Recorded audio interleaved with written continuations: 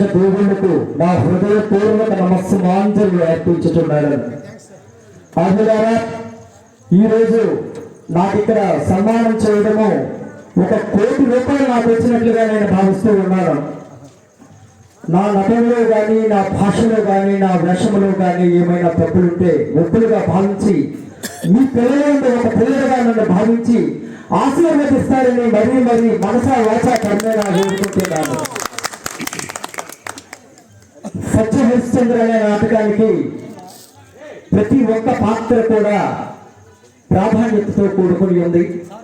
ఇందులో మొదటి హరిశ్చంద్రుడిగా మత్స్య రామారావు గారు, అతను ఆంధ్ర రాష్ట్రంలో చాలా చాలా చాలా సన్మానాలు పొంది ఉన్నారు.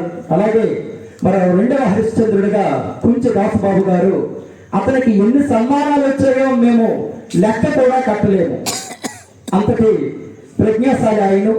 అలాగే ఈ మధ్యన నేర్చుకున్నటువంటి నందాం సత్యం గారికి, అలాగే నక్షత్రక పాత్రకి వెన్న తెచ్చినటువంటి వ్యక్తి ఆయన.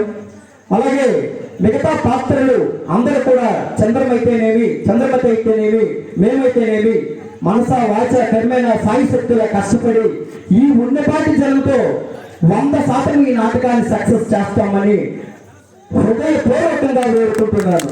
నేను మళ్ళీ కాలకౌశుడిగా వీరబాహుడిగా రావాల్సింది. మా స్వగ్రామం వీరగట్ట మండలం హుస్సేన్పురం. నీ వృత్తిరీత్యా ఆర్ఎంపీ డాక్టర్లో ప్రవృత్తిగా దాదాపుగా ఒక 500 ప్రదర్శనలు ఇచ్చి ఉన్నాను. దాదాపుగా పడమటి వారితో అందరితో శివారెడ్డి, బొలకారెడ్డి అందరితో నేను ఆడి ఉన్నాను. ఈ మధ్య కాలంలో కొద్దిగా గ్యాప్ దొరికింది. నన్ను దాసుబాబు మరి మా ఆర్కెస్ట్రా సూరిబాబు, శంకర్ గారు ఒకసారి మీరు ఆ ఏరియా వస్తే బాగుందని నన్ను తీసుకొచ్చారు. మీరు నాకు ఇచ్చినటువంటి ఈ బహుమానాన్ని నా జీవితంలో ఎప్పుడూ మర్చిపోలేనని సభాముఖంగా మీ అందరికీ తెలియపరుస్తున్నాను.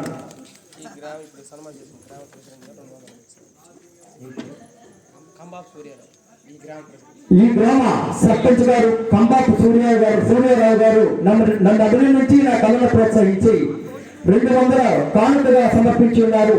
వారికి నా హృదయపూర్వక నమస్సుమాంజలు అర్పించుతున్నాను.